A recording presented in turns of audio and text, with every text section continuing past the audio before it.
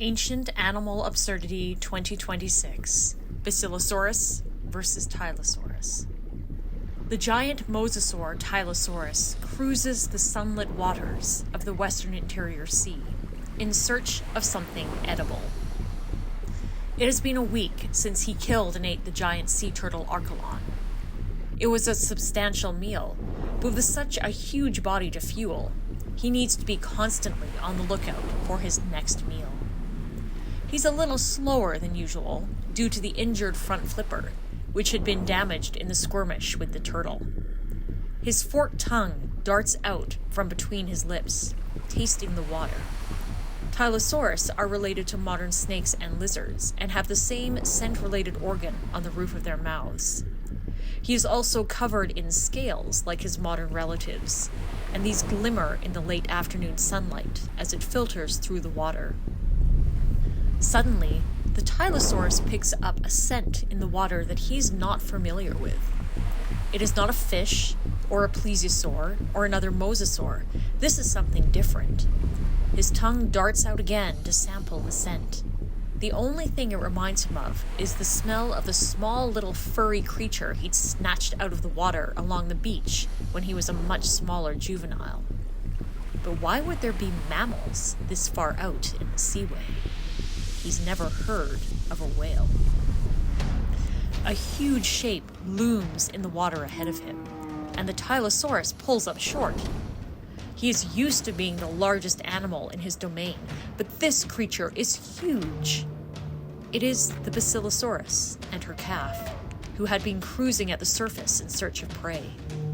The Basilosaurus spots the Tylosaurus at the same time he sees her, and the whale immediately goes into defense mode, curling her long, sinuously body around to make herself look bigger.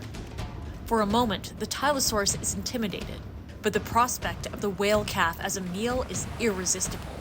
It smells like food. Figuring that he is faster than the whale, the Tylosaurus darts down and swims underneath the Basilosaurus to attack her from below. However, the whale is remarkably fast for her size, and she darts after the Tylosaurus, sinking her sharp teeth into the flesh behind his head where the scales are the thinnest. The Tylosaurus writhes in the water and barrel rolls, trying to shake the Basilosaurus off. The two struggle until at last the whale lets go and darts towards the surface where her calf is waiting. Recovering from the shock of his injury, the Tylosaurus darts after her. He catches her by the tail fluke, but not before she has managed to reach the surface and snatch a breath of air.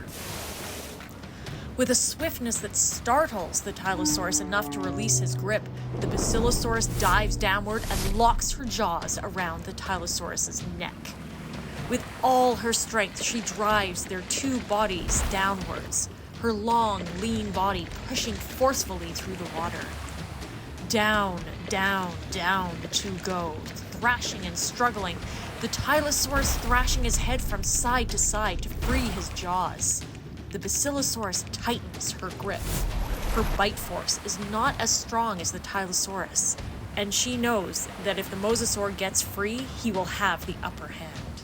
In the end, that breath of air that the Basilosaurus snatched makes all the difference. Both of these air-breathing animals can hold their breaths for a long time, but the mosasaur is rapidly running out of oxygen. The whale's plan all along had been to try and drown him. After a while, the Tylosaurus feels himself weakening, his struggling becoming ineffectual. Somehow, he knows that even if the Basilosaurus releases him now, he would lack the strength to reach the surface. The last thing he sees before he loses consciousness is the shadowy form of the Basilosaurus, swimming back towards the light and the surface to be reunited with her calf. Basilosaurus wins.